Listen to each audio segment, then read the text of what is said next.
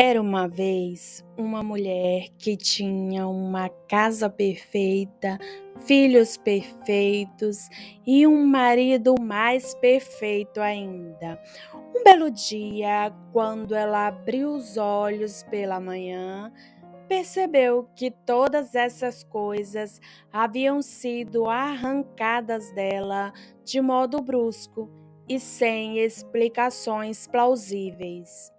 Eu sou a Cris Carvalho e esse é o podcast A Vida Continua.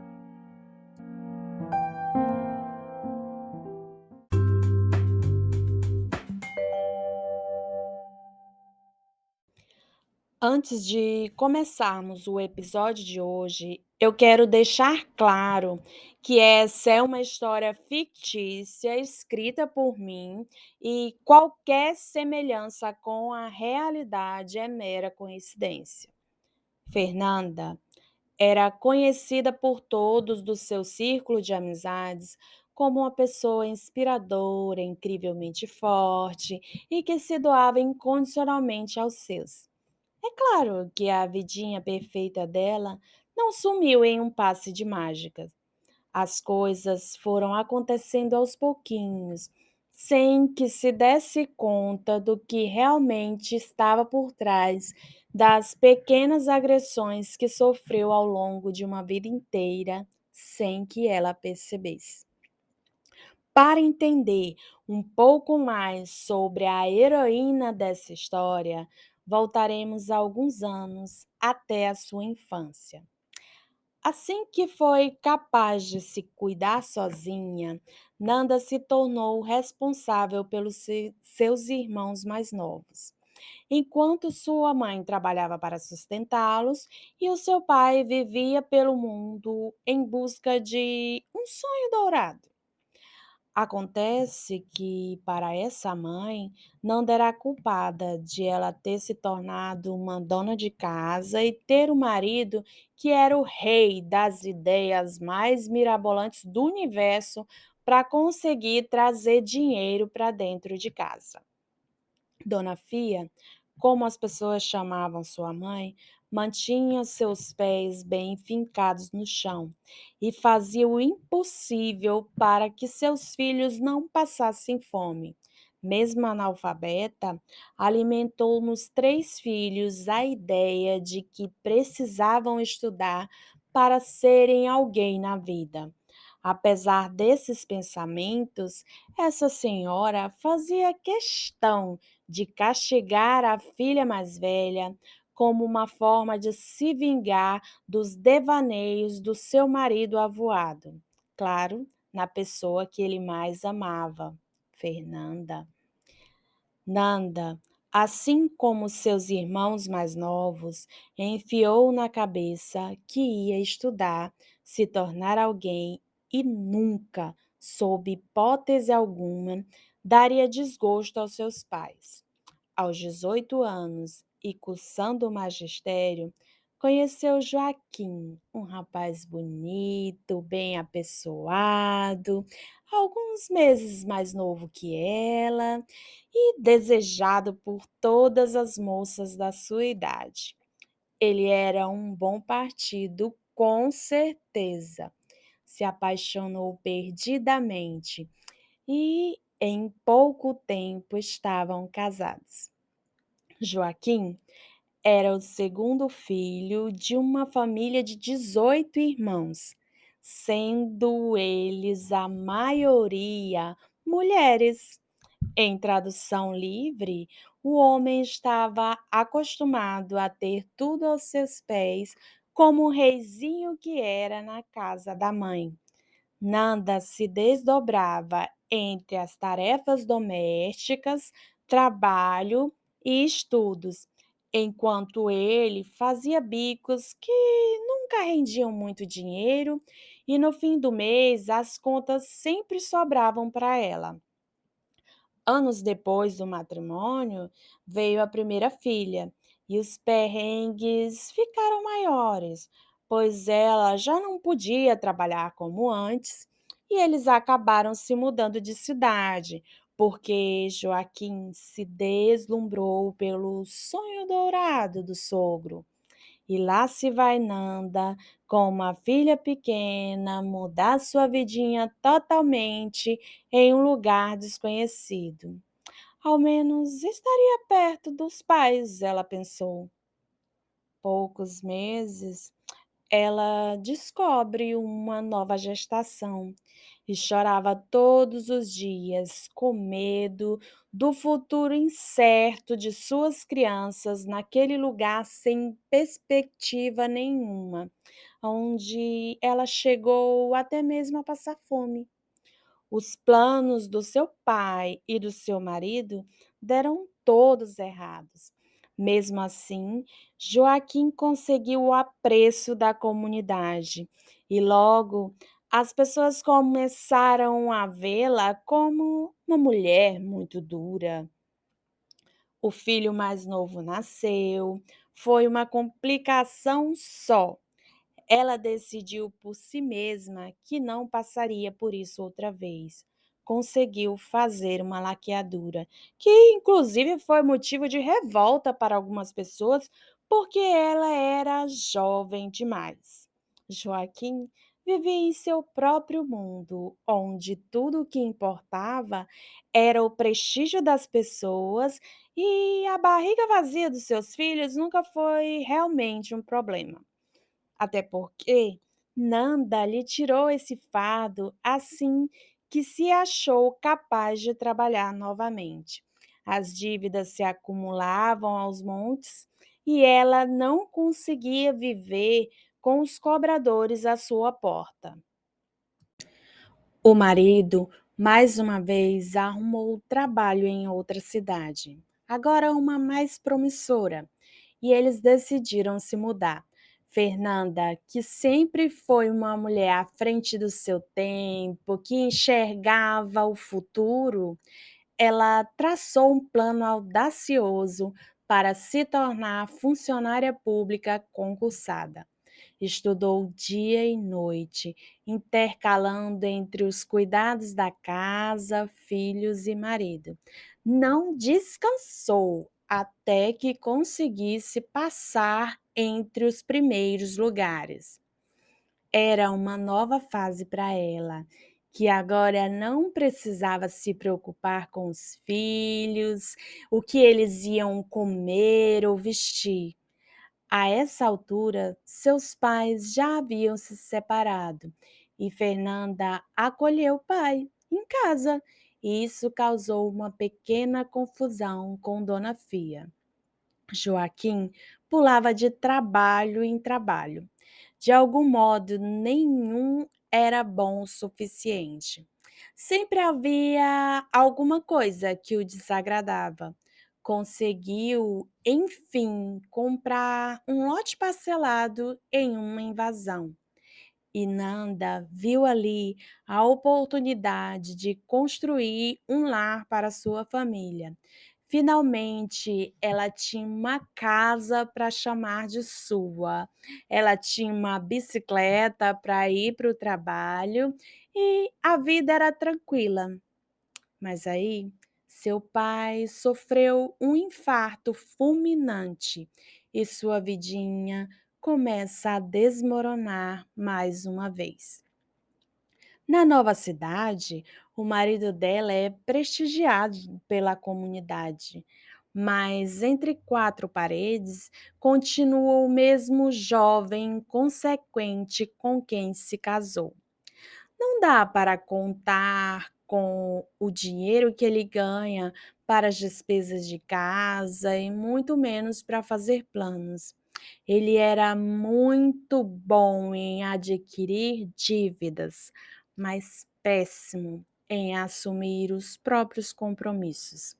Nanda relevava, porque ele era o pai de seus filhos, o homem que ela amava, e estava tudo bem.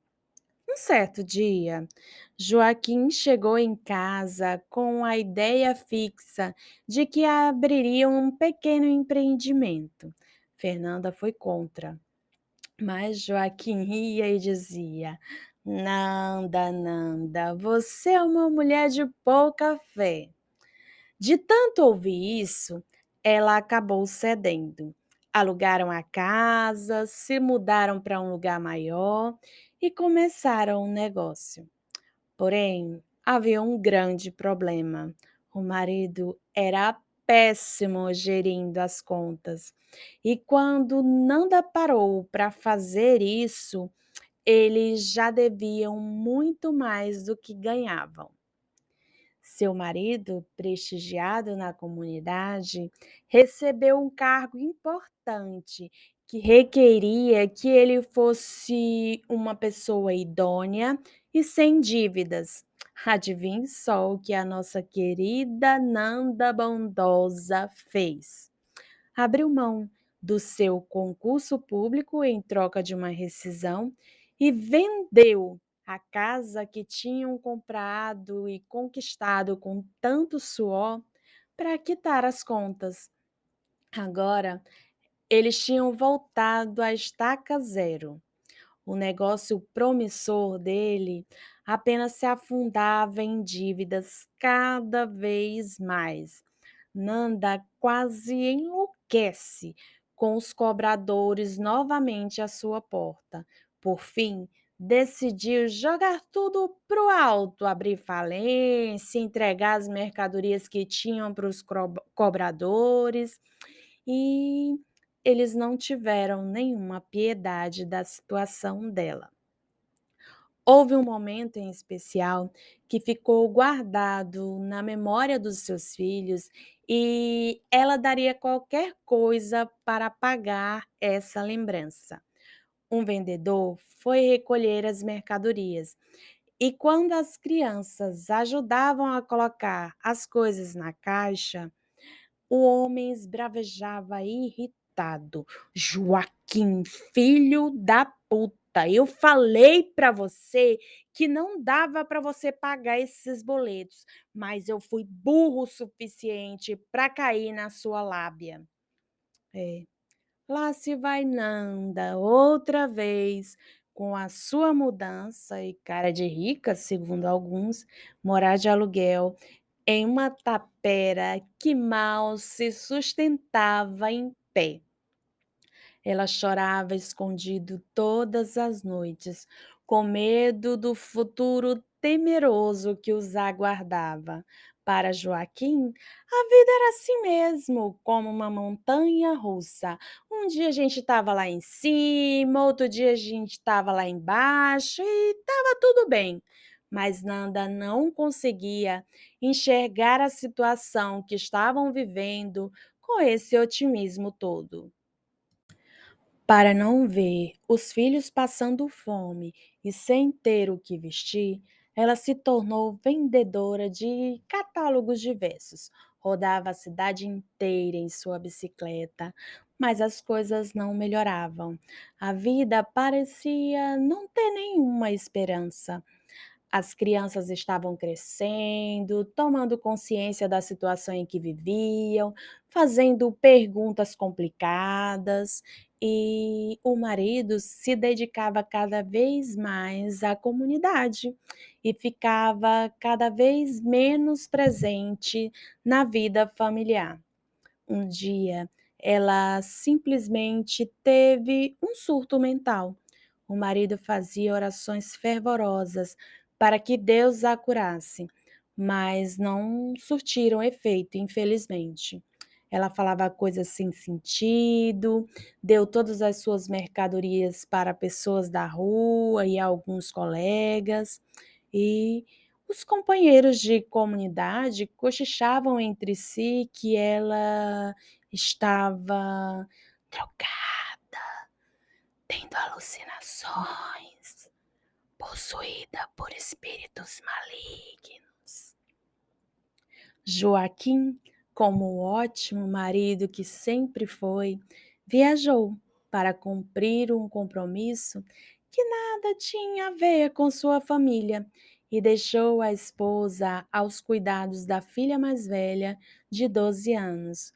No primeiro dia dessa jornada, a garota acordou com um barulho de água sendo jogada no chão e, quando deu por si, Sua mãe estava jogando baldes e baldes de água dentro de casa sem nenhum objetivo específico. Quando ela tentou contê-la, Nanda entrou dentro de uma caixa de água que ficava no chão e a filha simplesmente não sabia como ser mãe da própria mãe. Desesperada, a adolescente acionou as pessoas mais próximas que poderiam ajudá-la. Seu pai, aquele homem dedicado, não podia largar o compromisso e voltar para fazer o que era de sua responsabilidade: cuidar da mulher que amava. Quando Joaquim chegou, a esposa já estava internada em um hospital. A filha, Deus sabe onde ela estava, nunca foi indagada sobre como se sentiu durante esses dias de terror que viveu. Quando Fernanda ficou consciente e percebeu tudo o que havia acontecido, ela se fechou completamente. E mal saía de casa, mal falava. Foram meses difíceis. Se reerguer ao mesmo tempo em que ouvia críticas sobre si mesma, foi uma tarefa dolorosa.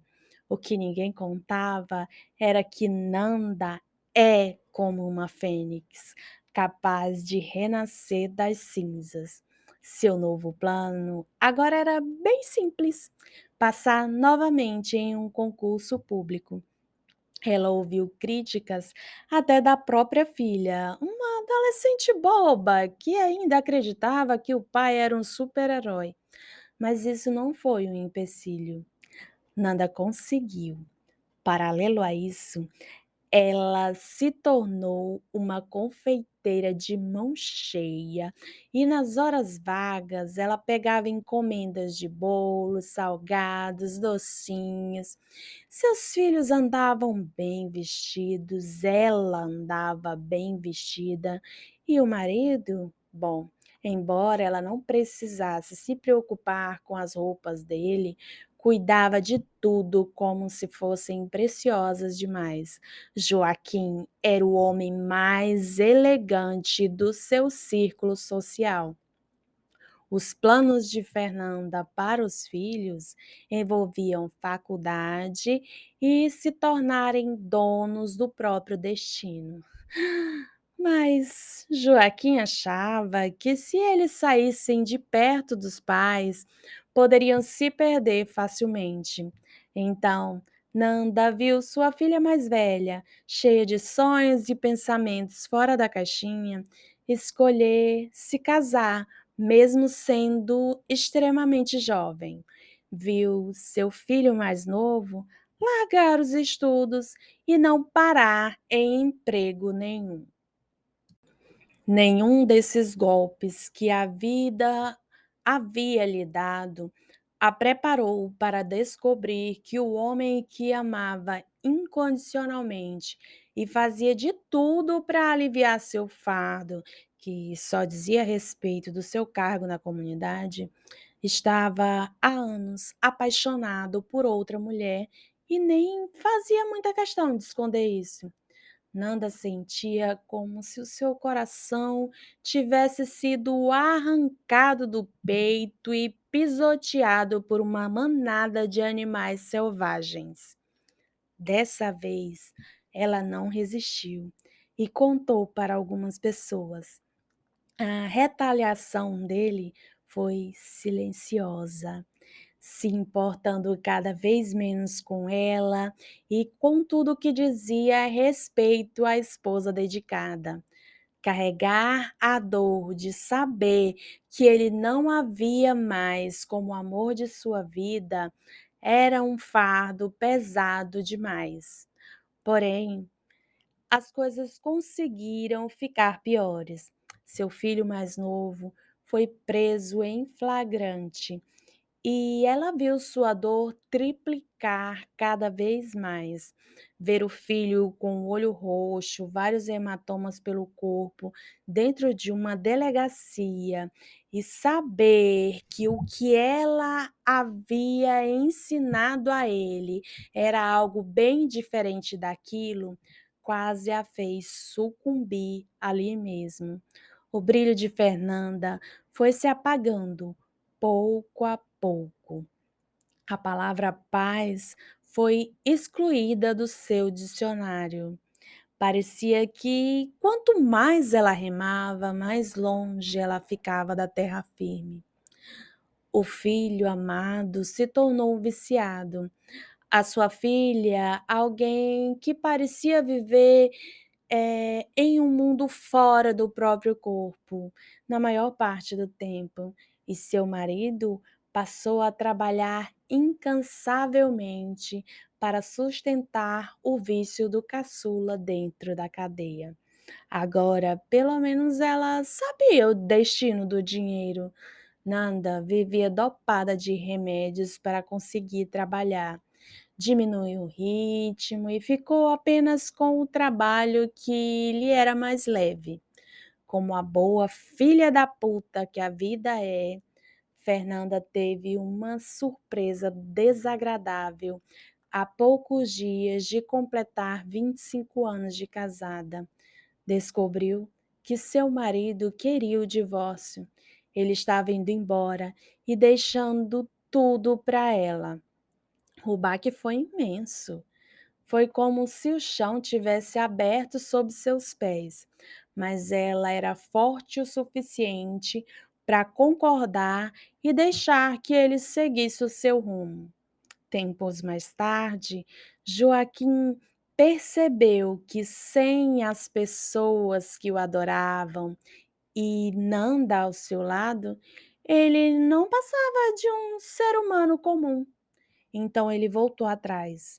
Fernanda, com seu amor enorme e boa parte de dependência emocional que ela não sabia ter, decidiu aceitá-lo em sua vida. Uma reviravolta digna das novelas mexicanas que ela adorava. Ela começou mais uma vez em outra cidade. Passado a lua de mel, o destino os trouxe de volta para onde eles tinham construído a vida, para ficarem perto dos filhos e dos netos. Tudo parecia uma paz. Sabe aquela calmaria do mar antes da tempestade vir? Era mais ou menos assim que ela se sentia.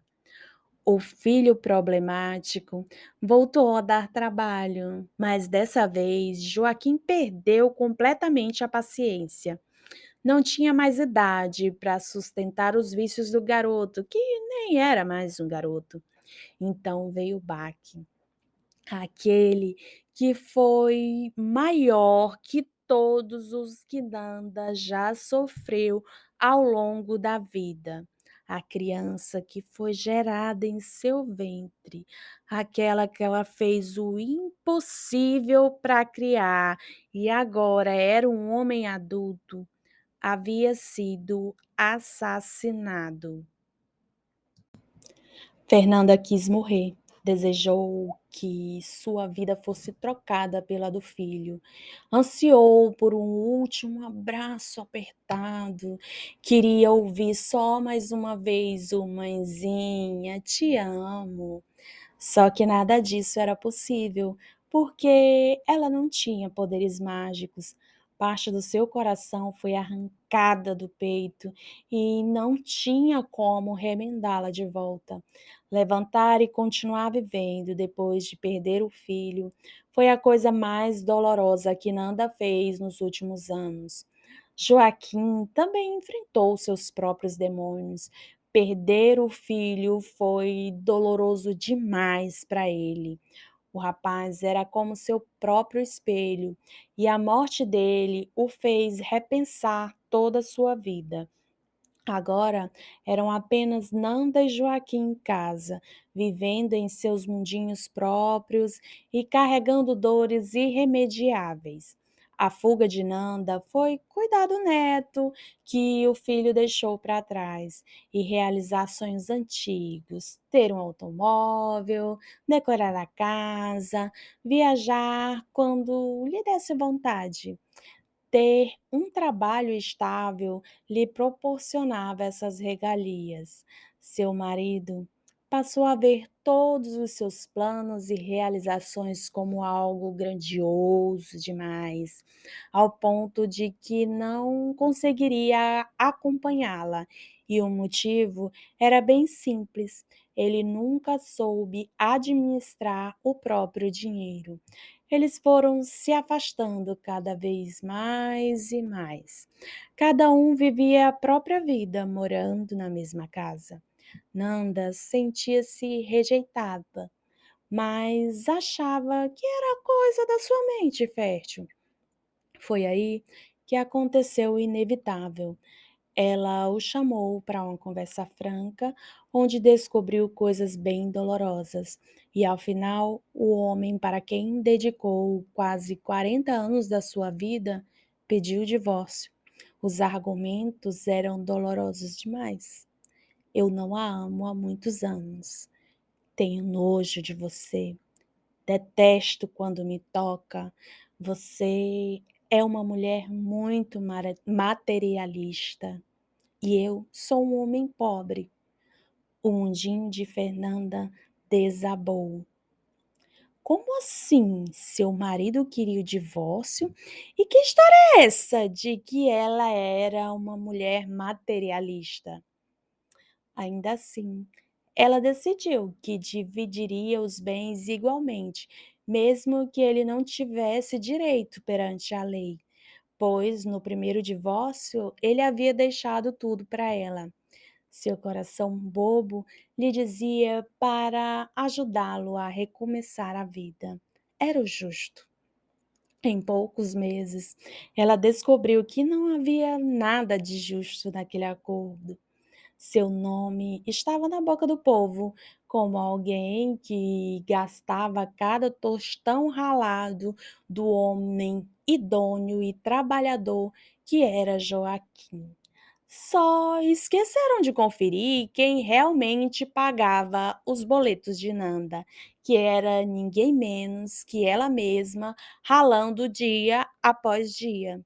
Joaquim, o homem que ela confiava cegamente, ao ponto de permitir que ele cuidasse do divórcio sozinho, se mostrou um grandíssimo idiota. O desejo secreto dele era que ela pagasse pelos anos que ele tirou, sofrendo onde mais doía nela. A casa que ela lutou para deixar do jeito que sonhou e gastou cada centavo do próprio salário para realizá-lo. Nanda hoje vive em um estado letárgico, sem acreditar que o seu maior inimigo dormiu ao seu lado por quase 30 anos. Ela ainda não consegue acreditar que todas as decisões que tomou com o coração foram erradas. E não foi por falta de aviso. Ela havia sido muito bem orientada a não dividir nada do que era seu por direito e a não assinar nada sem a presença do seu próprio advogado. O erro foi dela e as consequências também eram. A história que você acabou de ouvir foi escrita e idealizada por mim, Cris Carvalho, e está recheada de relatos que eu ouvi de muitas Fernandas ao longo da vida. Eu quis contá-la a vocês por um motivo claro. Eu preciso fazer um alerta às mulheres. Eu quero pedir a vocês que parem de ter pena daquele companheiro que te maltrata ou te maltratou uma vida inteira, porque ele não vai ser bonzinho. Muito pelo contrário, ele fará de tudo, tudo mesmo, tudo que tiver ao seu alcance para te ver sofrer o máximo possível. Maridos e homens, de modo geral, não gostam de ter seu ego ferido, sua masculinidade contestada, sua capacidade de gerir a casa questionada. Se tu tá ouvindo esse podcast e pensando em um plano de fuga para ir para o mais longe possível do teu presente de Deus, o meu conselho é que o seu primeiro passo seja procurar uma boa advogada.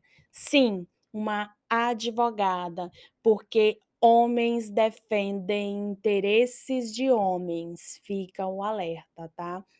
E conversando com essa advogada, com esse profissional, você vai entender tudo o que você precisa fazer.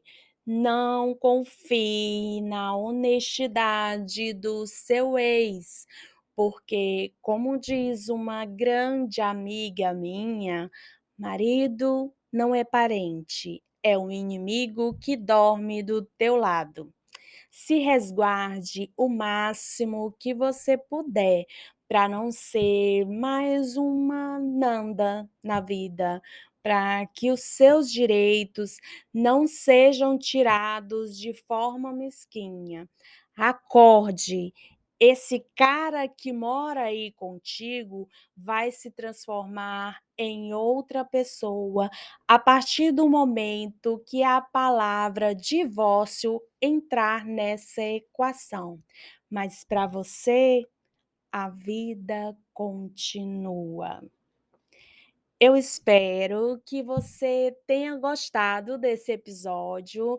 Para ficar por dentro de tudo o que rola no mundinho da Cris, é só me seguir lá no Instagram, @eucriscarvalho com Y. Beijo e até o próximo episódio.